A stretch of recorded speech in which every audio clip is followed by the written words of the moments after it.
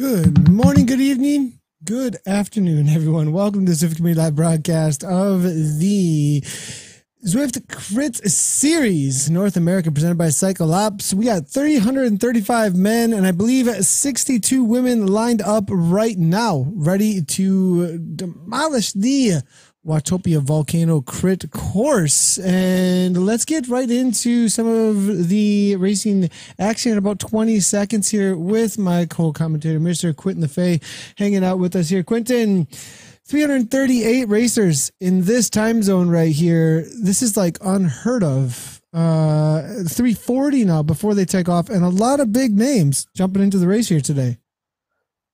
That is actually impressive. Yeah, it's something we haven't seen a lot because this time zone is maybe a little less raced than the other ones, but it's definitely interesting to see how it's going to play out. And yeah, we saw some very interesting names, and it's going to be interesting to see how it's going to unfold. Yeah, and as the live results do tick through here in a moment, we will start to see some of the names that have shown up. But I did see a couple, I believe, pro riders jumping into the group out here today. And the initial splits are what we're going to be looking for up front right now, as the riders do take off from the pens initially here. And it does look like back in 148th place or so here, and power-ups are being blown like crazy. Now, power-ups are allowed in all of these races. It is full-on KISS racing style. And the riders will have gone out and gone looking for a few early power-ups to be able to hang on with a lot of these attacks early on here. So definitely going to be seeing riders looking to be hanging on up front here. Now, this is a 10 race series. A total of 7 will count toward the final, and the top 10 from the top 5, I believe it is, from each of the races, East and West series will be invited to the final, actually. So we're going to have to double check the exact information on that, though, as I get some direct copy on that, and just double checking to make sure on that. So we do have it looks like Vegan's also streaming over on Twitch as well. So I'm getting a lot of people actually letting me know that they are starting up their streams over there as well. So if you would like to get going on the streams, especially on the West, we will not be covering the West races. We kind of want to make that a community focus, I believe. And so we will be showing, ZCL will be showing as much support as we can to share out, promote, get clips of your racing, and let people know that during the West race, we're going to try and watch everybody's streams out there and cheer all of the community on as they get going. The women are taking off now from the pens. It looked like we had a solid, I believe, 70 or so women take off. It looks like back in 35th place right now, we do have Kay Gorgatz here, as well as Potier from the PTZ team now. Moving forward, we say Fearless in here, always watching out for those riders. I wonder if, now it does look like Hunter has shown up as one of, a lot of times one of the riders up toward the front of these races. Watch out for Hunter for sure. Now, moving forward, we do see Carissa Min from TFC. Now, she was definitely surprising even herself, I believe, in the first go at the series here. And we'll see if she can hang on in this top 5 situation again amongst the women. But we definitely have a ton more women jumping into this round, go around at it. So super excited to see that. Now we do see Katrina Weiss from CIS here. Jay Hughes up toward the front as well, coming out of Canada. So Jay Williams, though, here from the KRT team. Be watching out for KRT jumping into the race here out of the USA, actually. And it was, for a moment there, I saw the KRT and I was like, wait, David, what's going on here? I want no relation, right? But on the KRT team, and Williams in the last name, maybe just, I mean, with the worldwide field of riders here. Of course, we're going to end up with similar names, but David's going to let me know. Maybe also riding for KRT. Is that just a coincidence there across the pond? I wonder, Quentin. Yeah, we can always wonder, but I'm guessing this Williams actually has hair on her head. Oh, shots fired. David, if he's in the broadcast, is wondering why. Oh my goodness. So again, social media integration is on. So if you would like to get involved in the broadcast, please bring your questions, bring your comments. You can do so by just heading over to Instagram, Twitter, or Zwift's Facebook, and you can go ahead and shoot out a tweet. This was actually from earlier. We had Z Community Live actually shoot out a tweet with us linked into there, and this was our casters from earlier. Huge thanks tonight to amazing co-commentary from Quentin and Lindsay on the earlier EU series, the European series. So good morning from Durham, UK, 1 a.m. here. Good luck, guys, coming here from Kerry Gowland there. Thanks a lot for Kerry for tuning in. And this is the way that you do get interactive. You can comment over the Facebook, over on Twitch or YouTube, as well as send photos at Z Community Live over on Twitter and Instagram. We will be able to pick up those photos, and let's see your Zwift setups. Let's hear about your goals. Let's hear your questions on about what is going on out on the race course as well. Love to hear from all of you out there in the Zwift community. So for the men's race, though, the initial splits are taking place. With so many riders showing up, we always have a hard time keeping track of where the front is up front of the race now. We do have Oroshiba here out of the US of A up in 138th place, though. It looks like this is probably the fourth chase group out there, and it is just a huge line of riders here. Right around 4.1 watts per kilogram up front. We're looking at Lavoie here, 178 just hanging on, it looks like. Moving forward, S. Birch here as well as Tretherick. And Concannon here, and the front group looks to be leaving the volcano right now as I move my way forward here, Quentin. Yeah, it's definitely an interesting climb. That is the first time the riders make their way across the line, and that's where the first splits happen, and we might see riders already going to the front. And we were talking earlier about the vegan cyclist, and he might be one of these because he's known to be to have a very aggressive style of riding, and I wouldn't be surprised. He may be. Is he streaming? Is he? Yeah. Oh, I thought he was going to do West, but it looks like he is in the East. Actually, that surprises me a little bit. So good to see him out there. Looks like he is streaming as well currently. So good to see him out here in the race right now.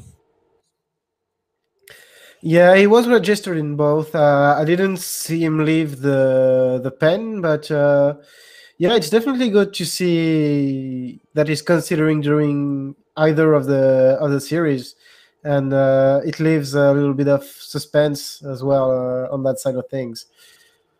I'm actually seeing professional mountain biker Alex Vanias hanging out in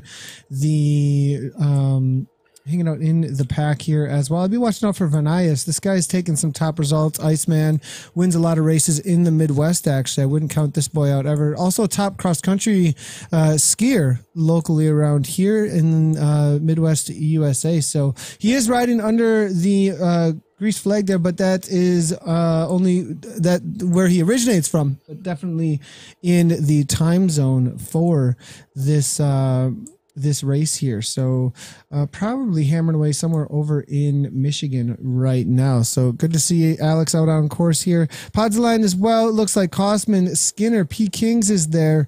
Shum, of course, Casey Shum coming from Team Experimental has showed up. Matt Johnson, second overall in the SCR race series, has shown up to throw his cards on the table here tonight. But now looking here, we do have Vonkov out of Canada. Early attack here, though, coming from Laufenberger, kicking at the front there. Beck is going as well.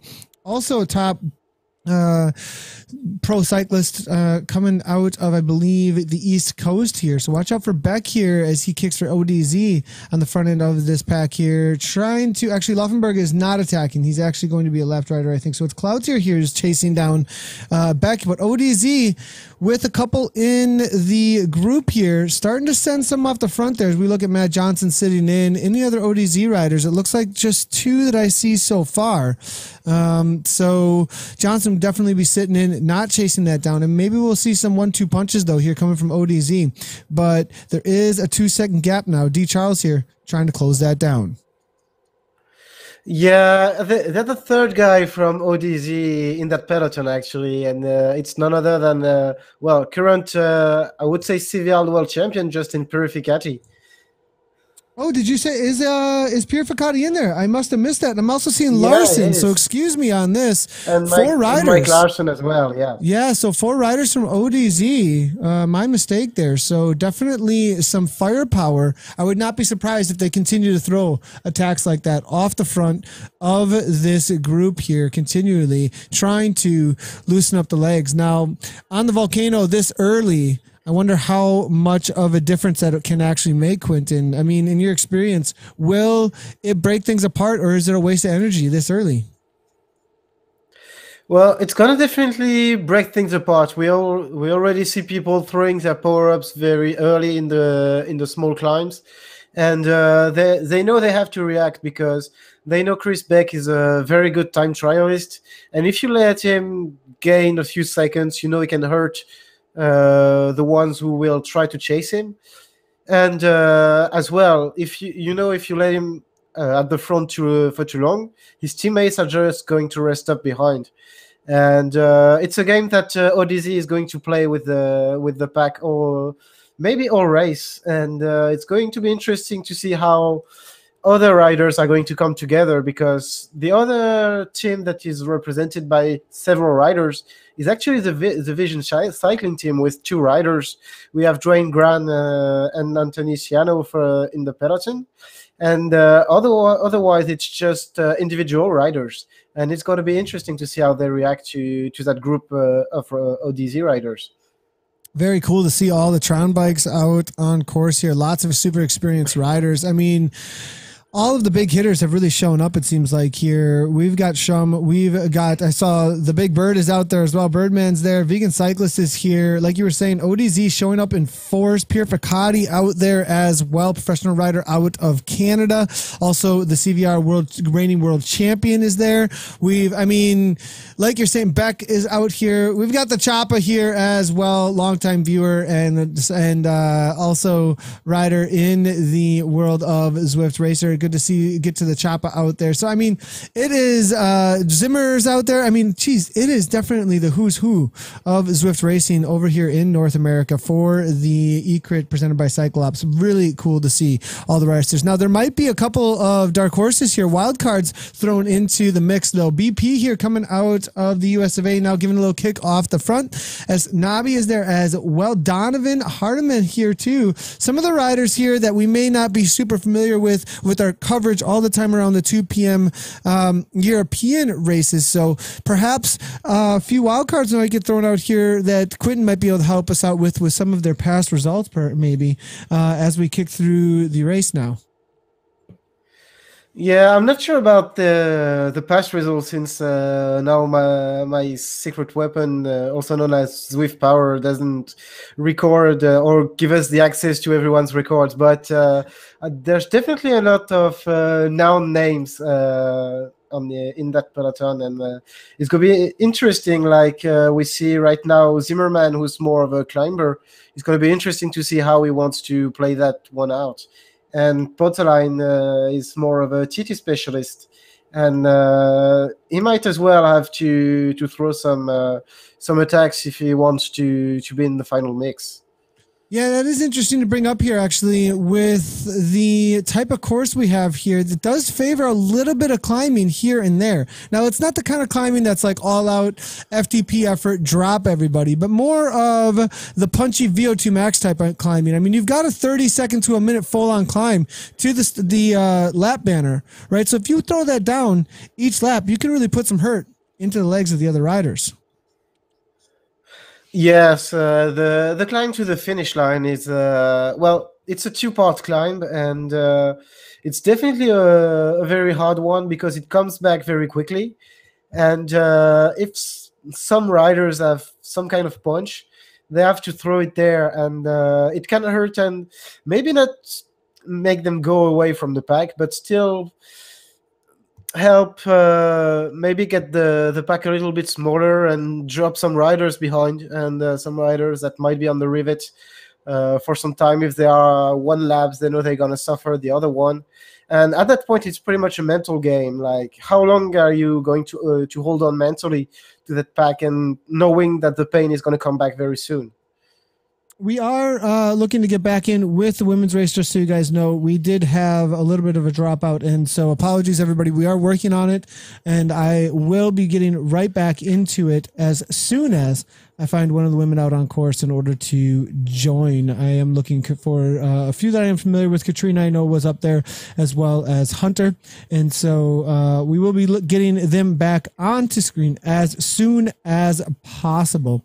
I was stuck in the pens with Lindsay's avatar just a moment ago. So back at the front of the men's race, though, we do have, it looks like 19, now 17th place here. One more time up and over the climb here. This is going to be about 5 to go in just a moment here. McQuaid now with an attack with that feather power up, 7.9 watts per kilogram, 160 beats per minute right now. Doesn't look like too much of an effort was being put out just a moment ago here, but now the efforts are actually kicking into those orange wattages. And as you were saying just a moment ago, this section of the course is one of the most important because it is the main climbing section. Casey Shum now letting everybody know that this is an important section with those 8 watts per kilogram right now, looking through the lava there as he heats things up at the front of the race. Gardner's here as well, Sakari, as well as the Birdman, who's I believe a top TT Masters rider, actually, out of Canada, actually. So good to see Big Bird making his way to the front end of this race. Beck has been able to make it here as well. ODZ still represented. Gardner, okay, Hunter here closing it down. Bird now. Dwayne Grant actually there as well from Vision Cycling. Nabi, and then we've seen Podling, and then Diablo Cycling represented too, as we do see it will be a Webb here on this wheel here as well. Now, this is interesting to see. I always think that now right next to him, I see A Webb and I see the Vision Cycling jersey, but it was Dwayne here. And I was confused there for just a moment. Now, Big E, though, coming from the US of A, right along with W Mute. Hepner there as well as M. Schwartz. Don't count these boys out. They're always there at the end. Schwartz and Hepner. I have a feeling they might be playing things kind of smart at this point rather than throwing down huge efforts and following wheels early on in this race. Yeah, it's definitely the one of the tactics to go if you know you're not one of the strongest guys. This course is one of the sorry, it's one of the easiest one to actually use your draft at the maximum you can, and the fact that it's almost flat, it allows you to stay in the wheel and just push a little bit harder on the finish line climb, and then almost rest up for the rest of the lap and let the others paddle it out, set the pace at the front of the peloton, and just wait maybe for the final 2, even the final lap is fine to pretend to a top spot in that kind of race. Yeah, and so we are seeing, it looks like you were saying here. Well, look at this here, actually. Podline here with a little bit of attack. Things starting to break up already a little bit here. Now, again, you were just saying, though, it's good to rest up. It's good to sit in. It might not go anywhere. It's always a little bit of risk to let things go. But if you have confidence in the riders around you here, it can definitely pay off. It does look like we have another split taking place, though, and they're going left and right here. This has been a non-stop attacking situation, actually a little bit more active, it seems like, than we saw in the European race. It seemed that in the European race we had a lot of riders simply waiting for the ones they knew were the big hitters to go for the attack, right? We had Tim Cartwright out there, we had Adam Webb, we had a lot of these super strong European riders that we've seen just kind of dominate a lot of the scene. And I have a feeling that these riders not showing quite as much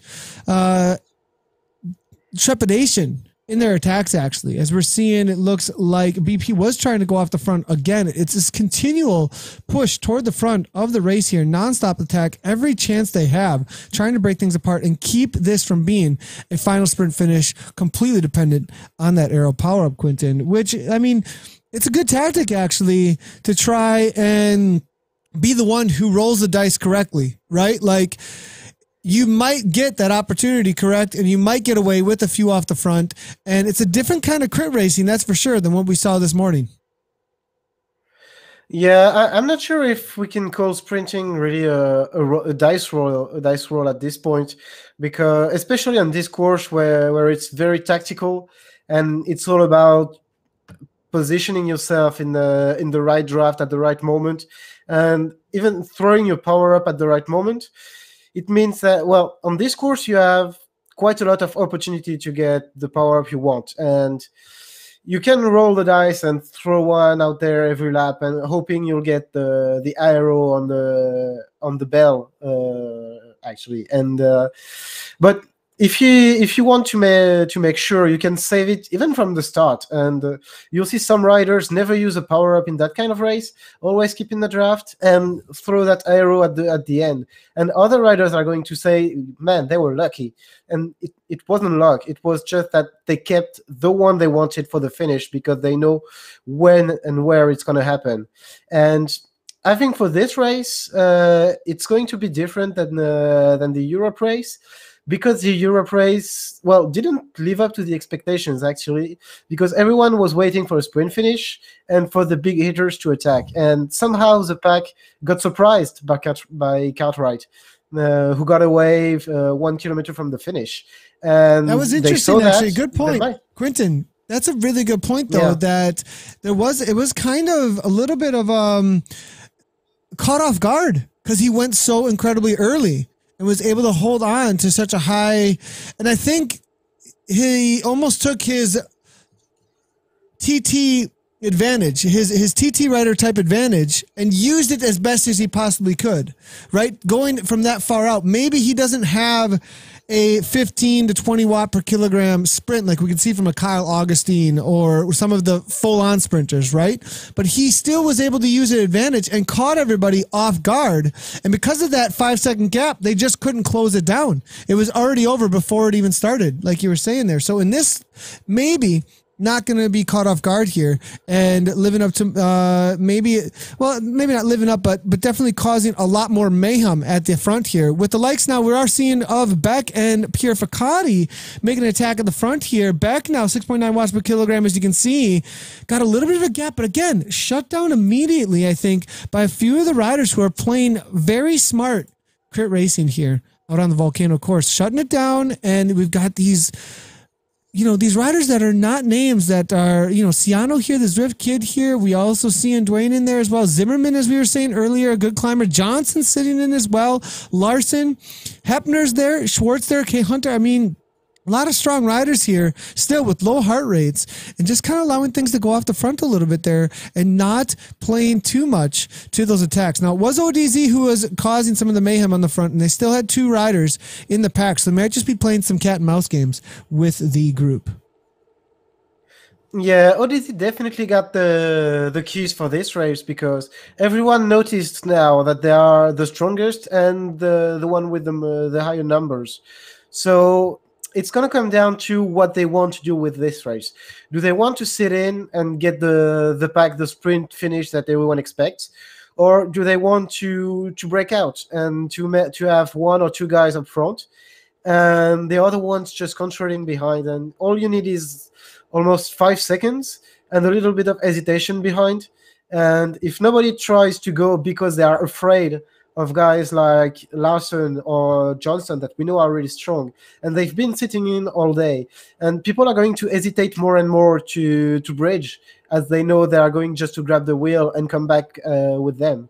So it's going to come down to what ODZ wants to do with this race, because they definitely have the cards to make whatever they want to do with it. Yeah, and so hopefully we do see some more attacks here. We do see again Pierre Ficati not messing around. Now at the front though, it will be C. Eastwood as well. Now Beck going again, following it looks like Hardman now, and another 8 watts per kilogram coming from Beck, and they are not slowing down. ODZ continuing to show up at the front end of this race. It is a 1 second gap now. BP now shutting it down though pretty quickly here. Podsline sitting on BP's wheel, and this is that situation where can you get the elastic to stretch long enough? Can you cause anybody in that single file line to fall off of that pace? And it doesn't look like it's going to happen just yet. The line is just a little bit too long. It's getting, look at this though. The rider all the way in the back though, probably absolutely suffering to hang on. There may be a little bit of a gap starting to form, but they have to have the continuance at the front. They have to have a huge attack still at the front. They have to continue through with this 34, 35. Now sees 33 miles per hour at the top here. DeMars here off the back. Jay Bank just hanging on. It is 11 meters. This may be the break. Now Van Nuys, who was sitting in, Alex not getting dropped, going straight to the wheel now. Not bringing DeMars with him though. DeMars still trying to hang on. 5.4 watts per kilogram, maybe all he has. Van Nuys just barely making sure that he gets back onto this group. But now it is a 1 second gap up, and they're about to attack again.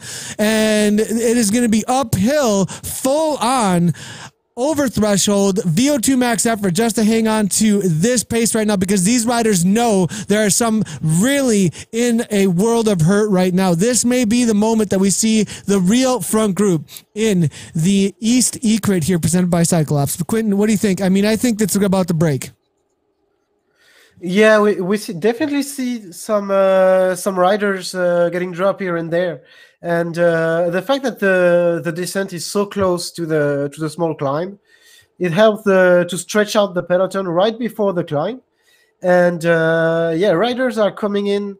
If you are at the back at that moment, your heart rate is already pretty high because you chase that peloton, and the riders in front are going to take advantage of that because they are the ones pushing, and they want to make the ones that are in their wheel suffer as most as they can.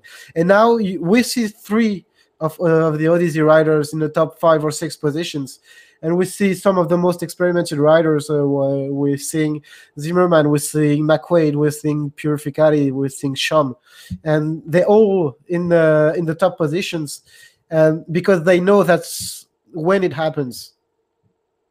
Yeah, look at this. 22 seconds already back to DeMars. As soon as it took place, as soon as that break happened, it was over, and they continued on with that pace, and they were gone. And at this point, they're continuing to open that up. Now, I hear you, Jennifer. I know, Jennifer Real, I got you here through the social media. I am 100% with you currently. With the way that things work, I am working as hard as I can in the background here to try and get. Now, I did make my way over to Volcano, was unable to select a women rider from the start screen, and now I am now stuck on the men's race as for some reason it puts me directly in there, even though Lindsay's avatar was not a part of it. So I apologize.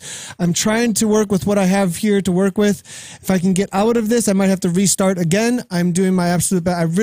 I'm right with you. I want to cover it as much as anybody else wants the coverage. And so as soon as I can get in with the ladies, I will do so, and make sure to throw them as much coverage as I possibly can. So we're going to keep on with what we have to show with the men's. And as soon as we are able to find some of the women out on course, we will jump in with their race. So I'm going to go ahead and do a quick reset though as well. Looking through here, Hardiman as well as Podsline looks like this main group right now. Stephanie, no, the issue, Stephanie, has nothing to do with it. I have zero access to the women's group. Zero. As I am stuck in a lot of different ways. So I apologize, and we'll get to it as soon as I possibly can. And again, apologize on that 100%.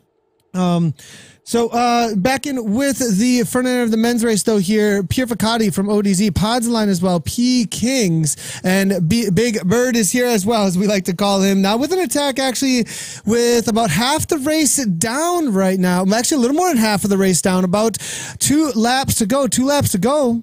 Bird starts to let himself be known at the front here, and this was a rider who's been sitting in for a while, and it looks like he is starting to make himself known toward the front here. Again, I think we're going to see a few riders like Hepner. Look, Hepner here. This is one that I'm keeping an eye on because 177 here, maybe just hanging on.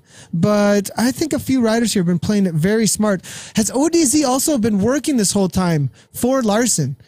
Who's been sitting in a lot. You know, Pierre Ficati and Beck, they might just be distractions at the front end of this race right now, Quentin. Yeah, exactly. I mean, Larson and Johnson have been sitting on the whole race. And I do think that Pierre Ficati and Beck are just helping maybe drop some riders out of the back. Now it's like 35 people in the peloton right now. And Johnson and Larson might be the 2 main cards for ODZ today. And I do actually think that they are communicating in some way, whether it's through Discord or through messages. And I think there's definitely some team tactics going there. And well, of course, the other riders in that peloton know that. And we actually see a lot of rider that we used to see on the Tuesdays in the first try of the Ecrit series, and it's going to be interesting to see what names still come up and who are the new ones that we are actually going to see emerge. Yeah, Hardiman here. Now, I don't remember him being at the front end of the too many of the races recently here and actually killing it, it looks like. At least the races that we were covering. So it's cool to see him at the front end of this race now killing it here. ODZ, though, now with Larson, here's a rider that we've been talking about a little bit about the sitting in reserving. Johnson now making his way to the front. We've got a 4-up ODZ situation actually right now, all making their way to the front. The communication is most definitely happening. Making sure that they don't get dropped off is what it looks like. Making sure through this section of the course they are just in the right position in order to get the most out of the draft. Going to be 2 laps to go. 2 laps to go for the men out here right now as they start this. It is Hardiman again at the front trying to break things apart, and it looks like he is doing a good job so far of putting hurt in the legs. But again, riders playing it smart in here. Schwartz here, 172. Skinner there, 170 though. Eastwood now, no heart rate on him. Gonna need to grab that for sure. 193 from Zimmerman. Maybe suffering a little bit here right now, Quentin, trying to hold on to this pace. That is a super high heart rate as we see him drop into the 175 watts or so, looking to recover on this downhill right now. Yeah, I don't know if there's any kind of recovery actually in that course because even the volcano, really, yeah, even the small descents, you actually have to grab on the groups that go past you because there is always someone getting past you on that course, and you always have to get back on the wheel, to get back and to keep going, to stay in the pack, and you never get real recovery. Yeah, no, yeah. I think because of the way that the volcano continually just comes at you, you don't get full on recovery. And there's with how many times these guys are attacking over and over, going on the front end of this race, I have a feeling everybody is well over threshold. A lot of matches have been burned so far, and it looks like ODZ still have things fairly under control with enough riders in here to throw 4 sprints, I think, at the final here. Pretty good odds, I think, for ODZ with this many team members in and amongst the group here, but still 2 Vision Cycling riders that we can see looking through here. Diablo Cycling represented, Team Experimental as well, but I believe it's only going to be Casey Shum that's going to be at the front end of this race for Team Experimental. So going to be interesting to see if the team tactics do play out well for ODZ being the main one in this group. Now with a couple of lap riders causing some mayhem here, we might see some attacks start to sneak away if somebody grabs the wrong draft on the riders that are being lapped right now. Always an issue, you need to watch out for, as they are new obstacles out on course as you come by lapped riders, Quentin. I think for some of these racers, usually some advantage taken there with some attacks as they do go by those lapped riders. Yeah, the lapped riders are more of an obstacle for the riders at the back of the peloton. Like, when I was in that situation, I used to call them stickers, because you get to them and you try to hang on to the pack, and they get between you and the pack, and you get stuck with them, and you lose a couple of kilometers per hour. You lose a bit of speed, and you get dropped for that on that kind of flat course, especially when you're a lighter rider. And it's definitely something pretty annoying, but it's been really reduced when the course became closed for racing. And now it's only lapped rider, but before you used to have everyone on course, and it was definitely one of the problems for racing. And now it's just the lapped rider, so it's just something you have to take care of to pay attention, but it's much less pronounced than it used to be. So that's kind of a funny name. What did you call them, Quentin? You called them say that one more stickers. The stickers. They call them the stickers. Watch out for the stickers as we come on by. I absolutely love that. So definitely the riders are going to be looking out for the stickers out there. Now, I believe we are back in with the women here. I was able to grab their feed here. Is this Caitlin Patterson?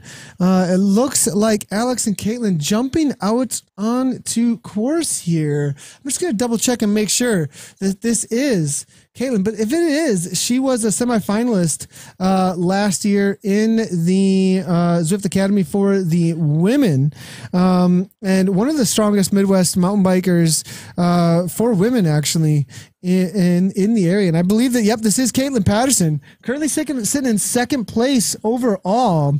Who has walked away, though, with this? It does look like it is Alan Paulina here out of Canada. Now, where is she's up at the front here still. So this front group is still all together. It does look like last time through the 21.6 mark, it was a lead group of 8. Katrina Weiss was in there. It does look like Catherine Fortier, Anna Rogers, Claudia Baring, and will be Caitlin Patterson, Ellen Torquino, and then Alan Paulina. So solid group of women in this lead group, and I would be watching out for Caitlin for a solo TT situation. I would think she would want to get away, having the mountain biking background. I know she's got a solid threshold effort, maybe not wanting to come down to a sprint, as I know she's got a great watts per kilogram kick for a longer period of time. It does look like they do have a break now of about 4 seconds, though, that last time through this climb right now. First, second, and third here, Kay Patterson.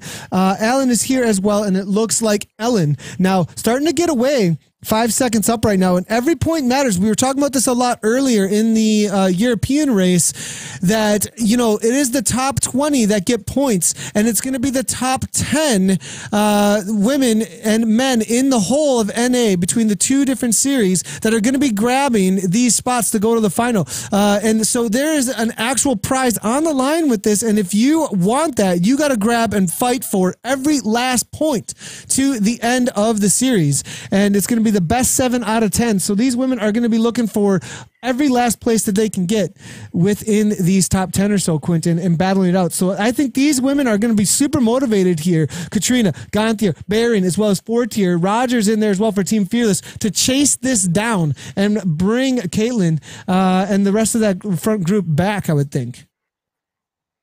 Yeah, it's definitely going to be interesting, because it's now 3 against 5, and it's definitely going to be a very balanced battle with the 3 women and the 5 chasing them. And we're going to see how the 5 react and how they manage to work together to come back. And if they do surges, if they ride together, if they expect the front 3 to just slow down. And now we see that it's Gonthier to... yeah, she's going. Yeah, she's trying to come back on herself. by herself, and Katrina is not letting that go. And if these two come back on the front, it might be a good move, and to have this, well, now five on the front.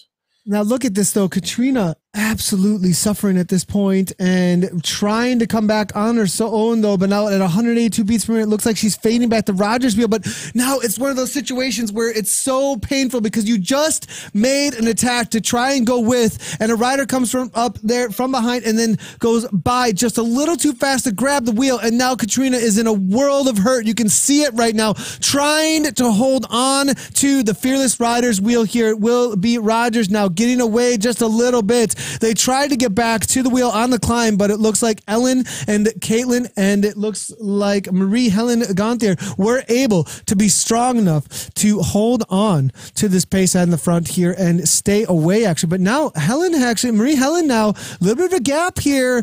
Caitlin maybe turning the screws a little bit over Gontier, who was almost back to the wheel. She almost made it back there within 4 meters. Now she does have the draft, and it looks like Caitlin, though, with a counterattack, 174 beats per minute, maybe knows there's a little bit of pain in the legs there after that attack, after that bridge. It looks like Paulina unable to hang on to that wheel. It is 7 meters, and if it's outside of 5 meters, everybody, they are unable to hold on to the wheel. I am seeing some questions come through about what is going on here. Is this real? Yes, this is real racing right now. Actual real men and women on actual bikes producing the power that you're seeing getting put out right now. Now, we are into the final here right now for the men. This is it, coming to the finish line. Pods line up to the front here. Casey Shum, and you see the huge amounts of water. Matt Johnson went from way out. We missed the attack here. 6.3 watts per kilogram coming from Matt Johnson right now. Bar there as well. Actually, just a lap rider, but Pods line trying to close it down. Here comes the aero power-ups we were talking about earlier. Not sure he's going to be able to close it down. Maybe he will. Johnson looks to be fading. Only 5 watts per kilogram. He put it all on the line way too early. Pods line, 9.2 watts per kilogram. Big E is trying to follow it up there as well, but Big E is not going to be able to bring it back here, it looks like. I didn't know Big E's in the race as well, boys and girls. But the Zwift kid with 11 watts per kilogram coming out through. Hunter's there as well. K Hunter, the Zwift kid, right neck to neck. Who's it going to be? It looks like it's going to be the Zwift kid, followed by Hunter, then Shum, then Sangerbrock as well, and Podline coming through for 4th. Hardiman in 5th, I believe. ODZ with Pierre Ficati's 6th place. We'll read through the results in just a moment here. Oh my gosh, Zwift kid killing it. Ciano there, 2nd place off in the Aussie E-Crit finals, actually, at the live event that took place over the summer. The summer event for Australia that took place, same kind of thing here. They did a race series that you could qualify for. The Zwift kid got in and was the wild card in the whole situation and was actually able to take 2nd place at that live event, actually showing us that he's got it for the virtual races here still as well. So good to see him hammering away. Now, Quentin, what an amazing sprint there. I bet you, Quentin Lefebvre, team manager here for Vision Cycling as well. A little bit of bias maybe here. Probably a little bit of smile here going to coming through from Quentin as Ciano throws down just ahead of Kelvin Hunter there.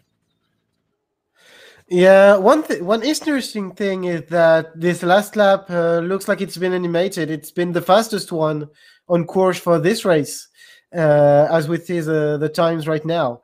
And 4:42 is definitely a very fast lap. It's sub 5. It's really impressive. And Anthony is definitely a very good sprinter. He's also a very light rider, so it's not surprising to see him up there in an uphill sprint.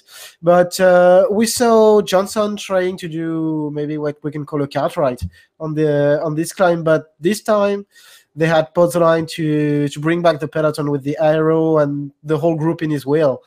And that's what might have cost Johnson the win today.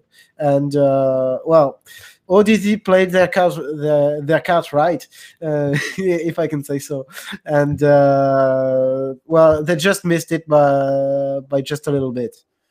Yeah, it might have been just a little bit too early for that attack here. Looking in for the women for the top 10 so far. Carissa Min still hanging in strong here. Lavang is there as well. Now, just want to be clear, Anthony Ciano showed up for the race, but he is unable, I believe, to take points for the day. Once the official results come through, I believe, I'm not positive. I mean, he's got a W here according to, I'll have to read through some more of the rules here and how it works out. But the top 20 are rewarded points, but he is not in the time zone for the race here, Quentin, correct? So he is unable to grab points toward the series overall to be invited, I would think. Yeah, exactly.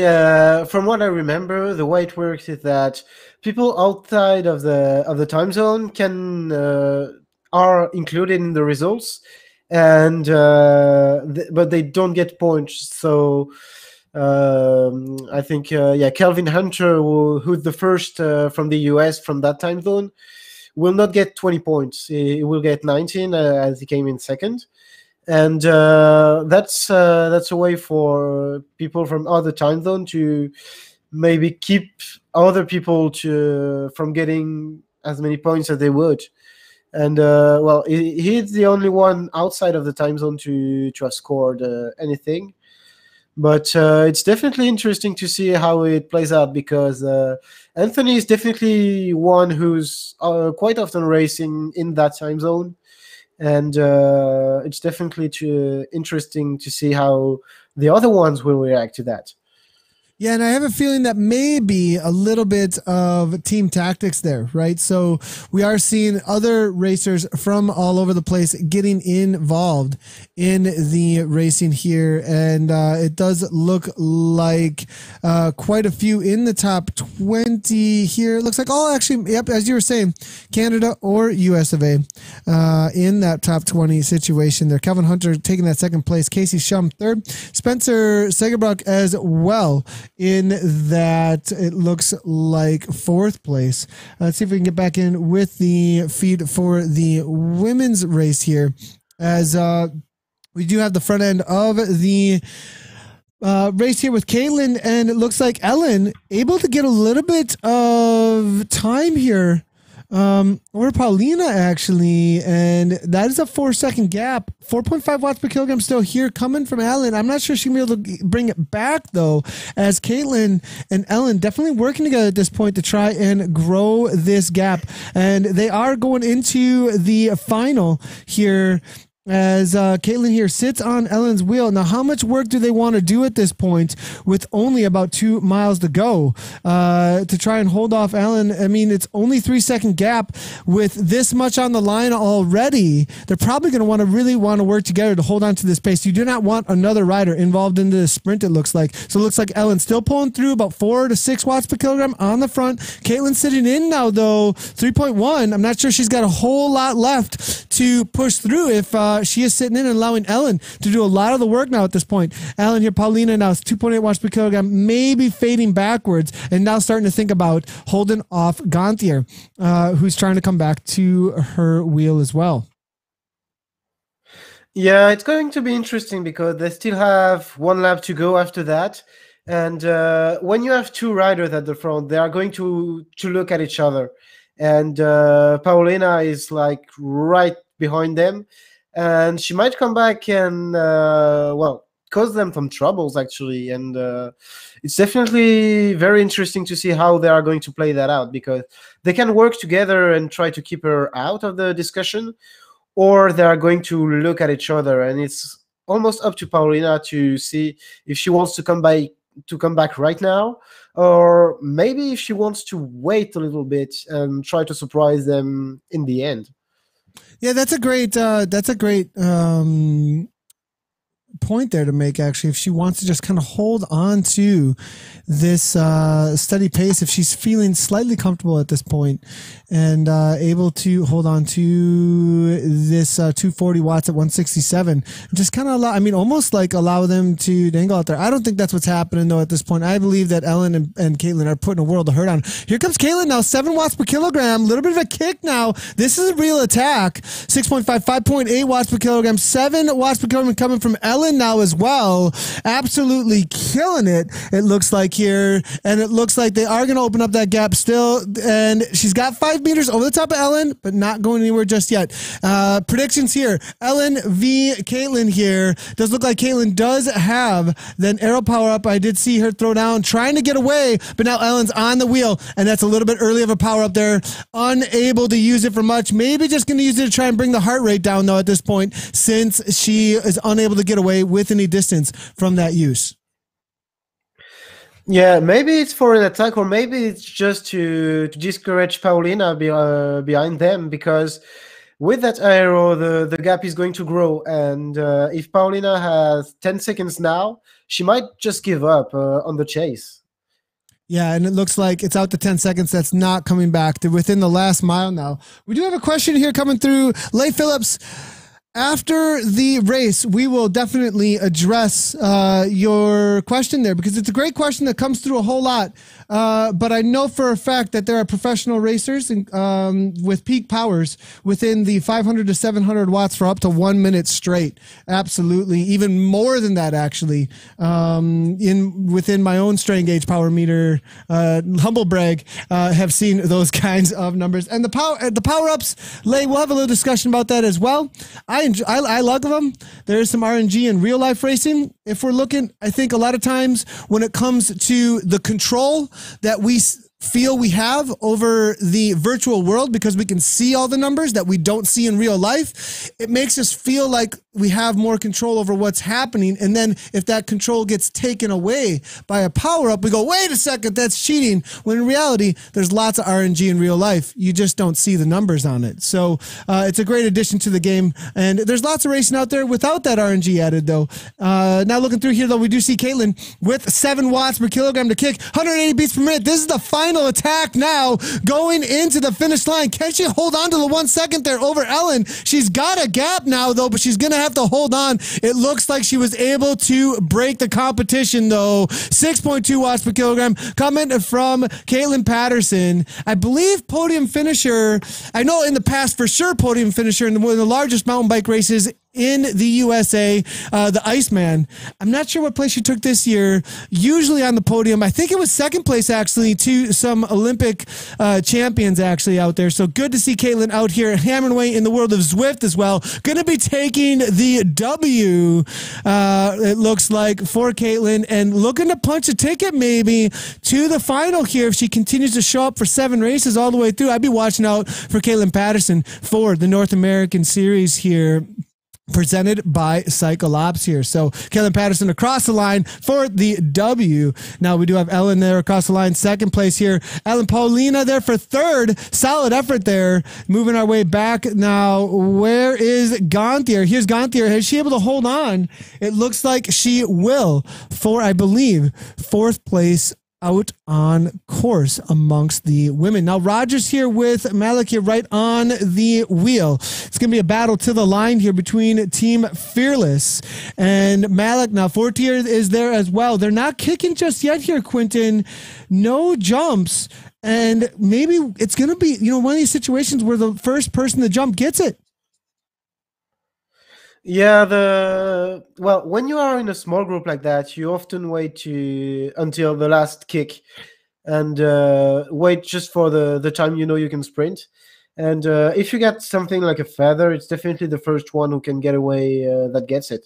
One last kick there from Baron. It looks like she was able to hold off a hard charging Fearless rider, Rogers, I believe. And then Fortier, I think, took the 3rd spot there. Fowler, Malik there as well. Moving our way back here a little bit. I believe we saw, was it Bonkers? Nope, not Bonkers.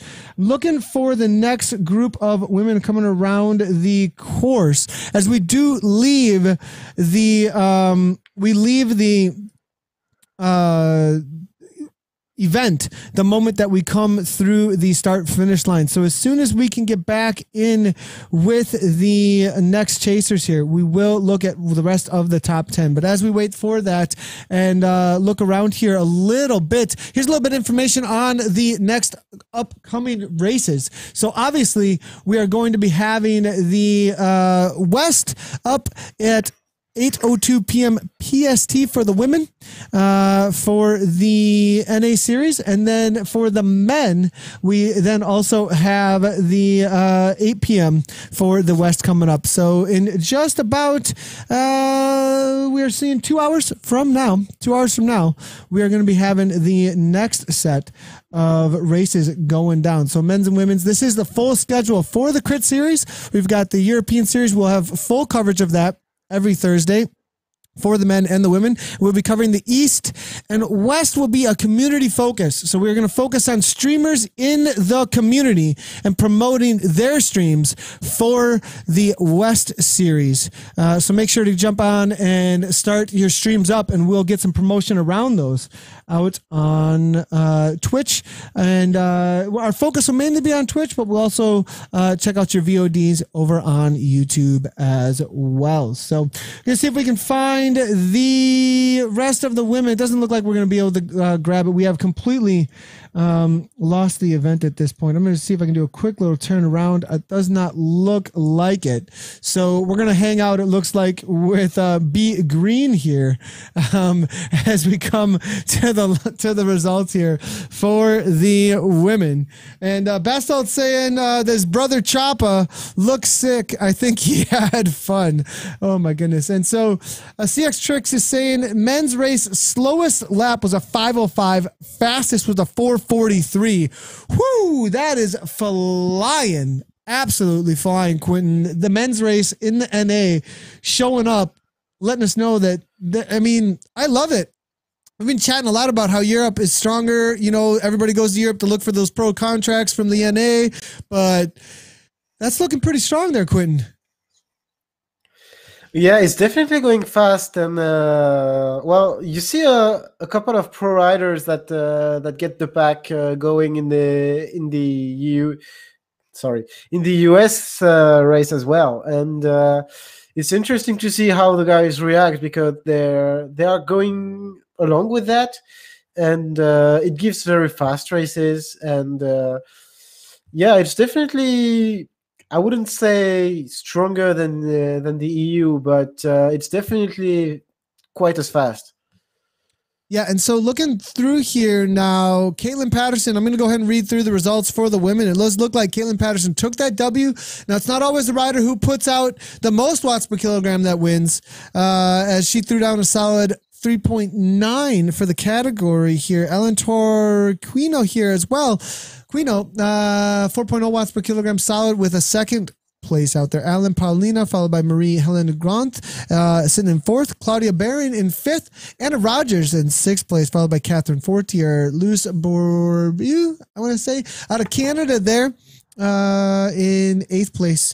Christine Shu, Team Fearless there. Carissa Min with a top 10. Don't settle down, Carissa. Time to celebrate. Solid effort out there for Carissa Min.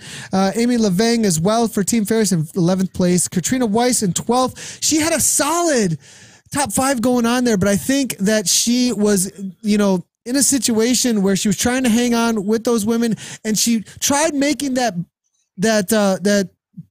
bridge, and that bridge is what I think really burned maybe too many matches, and I think she went backwards from that point, Quentin, perhaps.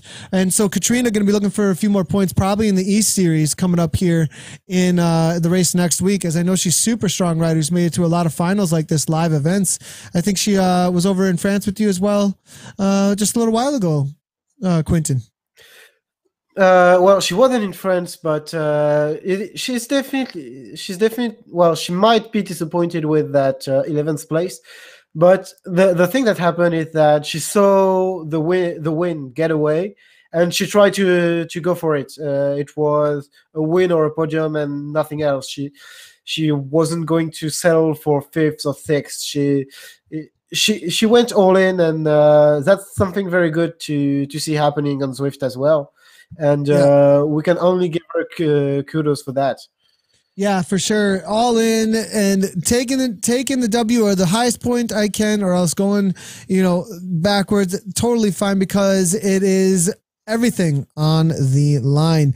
It does look like Christy McCracken, followed up by J-Dub Williams, and then Steph Johnson, Crystal Alden, Cara Gorgas, Ashley Warren, Mary Still, and then Veronique Gagne in there as well for 20th place. So that's your top 20 within it. Just outside the top 20, looking for some points maybe in the next coming weeks will be Katie Pothier, Cyclist Chicky, as well as Christine Escobar there. That's your next woman out there. For the top places within the men's race, Anthony Ciano, Calvin Hunter, Casey Shum, Spencer Segerbrock, nice job, Michael Podzeline, Big E, Jim McQuaid, Justin Pierre Ficani, reigning CVR World Champ, B-Rad Packerson's in there as well, PJ Kings, Andy Webb there for WD Racing, Chris Beck, Team ODZ in 12, Matt Gardner, will be Fred Cloutier, Chad Skinner, Michael Larson, ODZ, man, they tried, they really did, and Matt, who went